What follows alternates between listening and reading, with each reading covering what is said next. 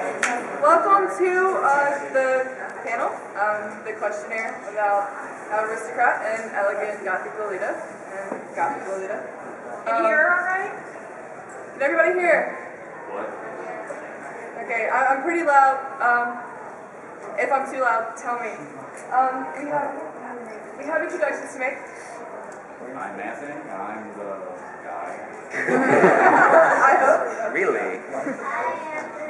Hi. Hi, I'm Kelly. I'm Kate. I'm Shay. I'm Cynthia, but a lot of people know me as Cleo or Cleopatra, so... Hey, we're here to... First off, we're going to go through really quickly what Lolita is, the substyles, the basic anatomy of a Lolita outfit, and then we're going to go into more in-depth topics like Aristocrat and EGA, which is Elegant Gothic Aristocrat, and then touch on other subtopics, and then we'll take questions. So, let's get started. All right.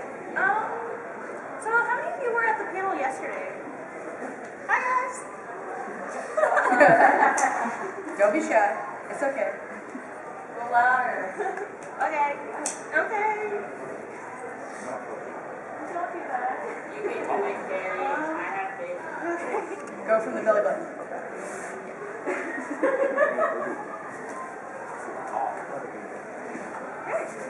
So Lolita is a fashion from Japan.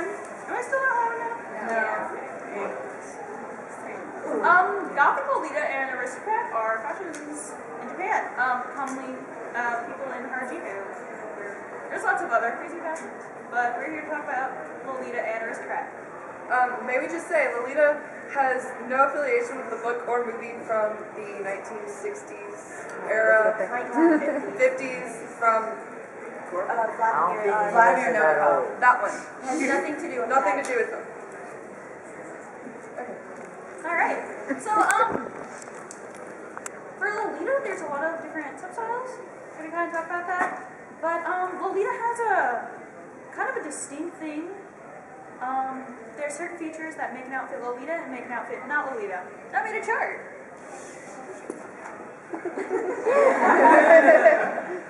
All right. So, first off, usually you have headgear. That can be bows, bonnets, hats. But bare ears, feather fasteners. Yeah. Pretty much it's unlimited as long as it's not As obviously long as it's something wrong. elegant. Yes, something elegant. There you go. Either elegant or cute. Or cute. Yeah, gotta just be cute. Right?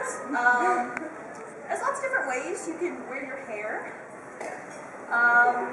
Common thing is, big curls, falls, pigtails. Braids are common. Straight hair is actually fairly common. A cute bob cut. But definitely a neat style. Really brings it out. Big hair is worse because you got, big poofy skirt, so they kind of offset your head and your butt, I guess. Yeah. Right. The outfit itself, there's two things that are pretty common. There's the OP or one piece, which is an all-in-one outfit. Does anybody have a one piece? I have one piece on. Yeah. It's just got the zipper in the back. Yep. Right. And then there's the blouse and jumper skirt combination, and that's the one our charger's wearing.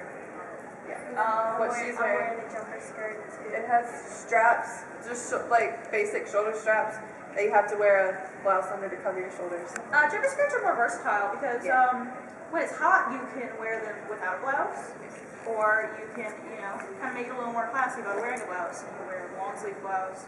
And there's also That way, this is kind of the thing you can wear all seasons, all year long.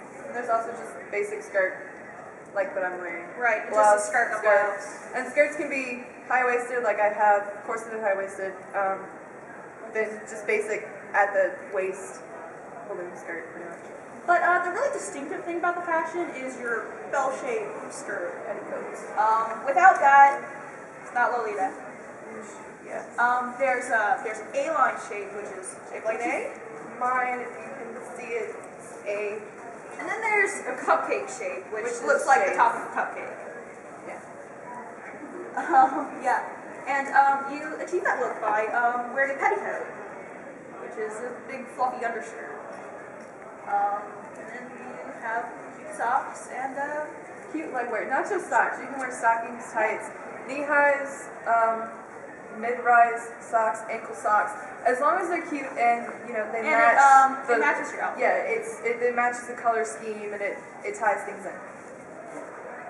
I think that's about it. Shoes, but shoes are pretty much infinitely versatile in Yeah, Lolita. just tennis shoes are not No. really, because they're not really or fitting into the time period. Or stripper heels.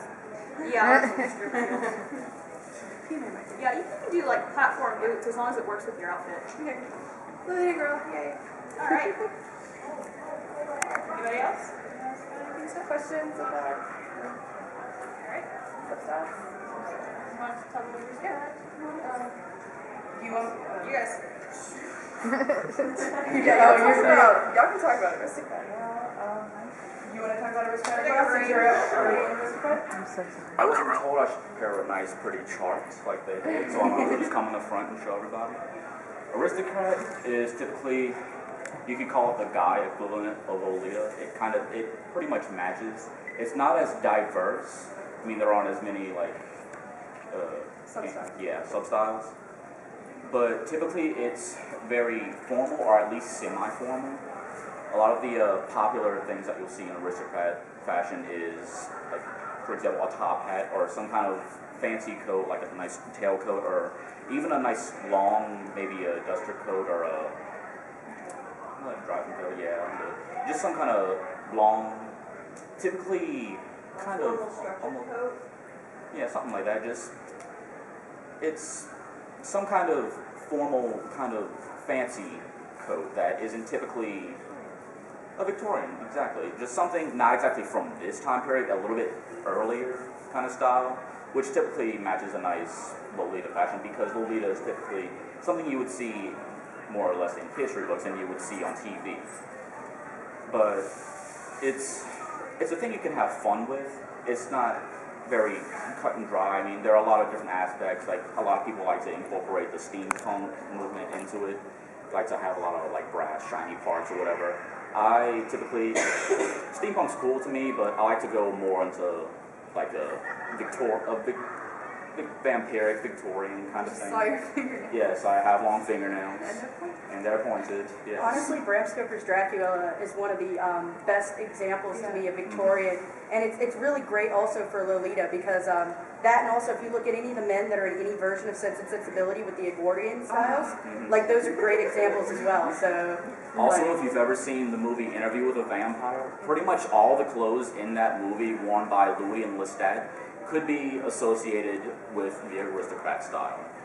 It's just something very, very formal, very kind of out there, kind of, you see this person and you know that they're different, they stand out, they're formal, they're modest, and I'm not sure how to explain it, they just stand out in a nice way, in a fancy way.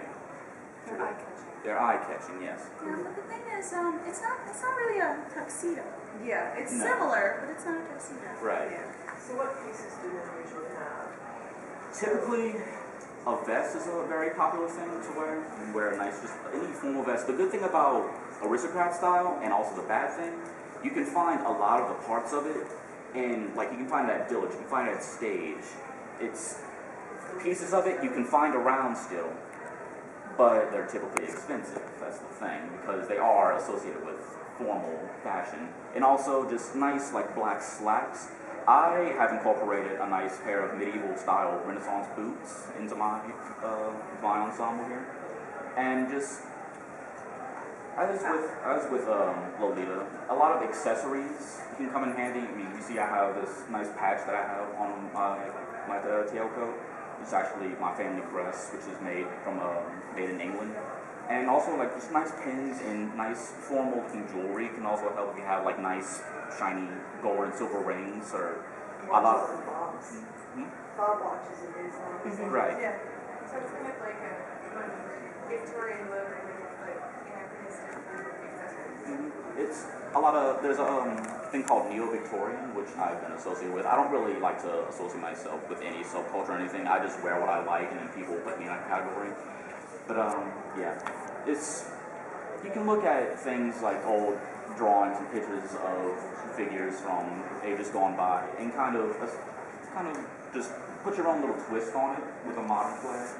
And that's a nice way to get into it. What's kind of interesting to me is that this is the Japanese trend that we're looking at. And I'd like to talk about, I mean, or you can talk about how that came about in Japan, because it's really sort of been playing with like the Western fashion. Well, it's Lolita has been around.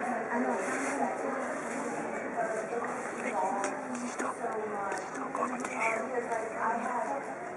Louder. Oh, I'm sorry. Do I need to repeat all of that? Tickle your toes. Yeah.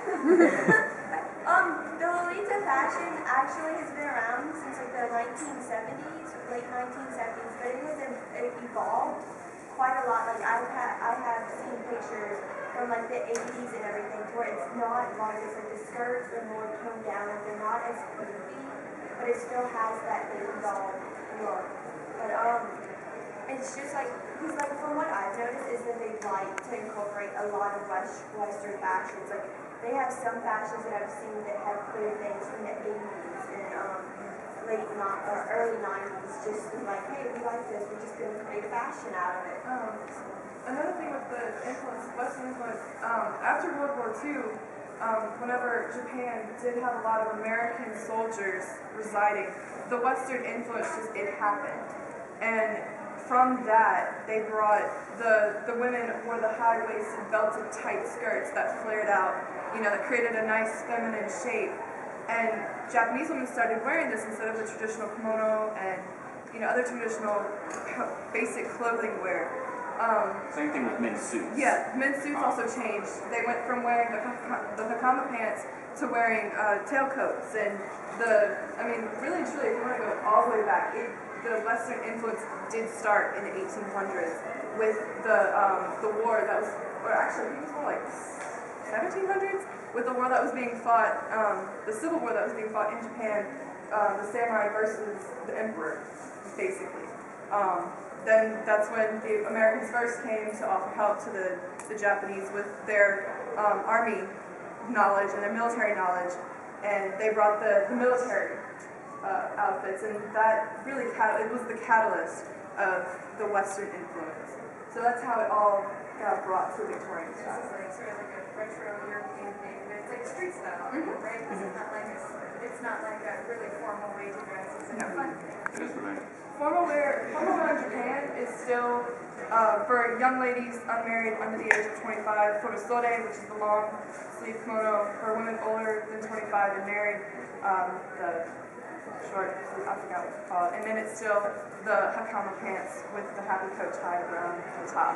That's still formal wear in Japan. Nothing like this. Because like also like even though like it is Japanese, not all Japanese people like it. Yeah.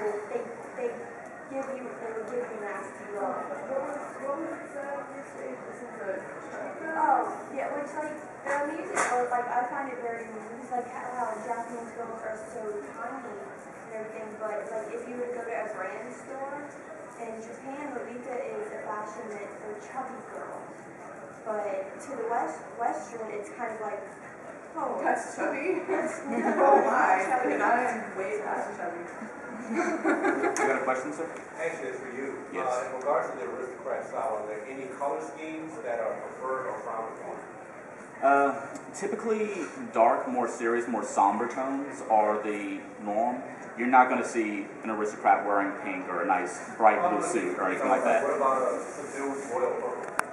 That could work. And just something that you would associate with a formal color, if you were to see it in a nice suit, it's a rich color. Yeah, an add note to that. Purple, if you're going to want to incorporate purple, don't have it be that bright royal purple that you see everywhere. Kind of get it more closer to a wine shade, and then make it your accent color. because you're not going to wear a purple suit head to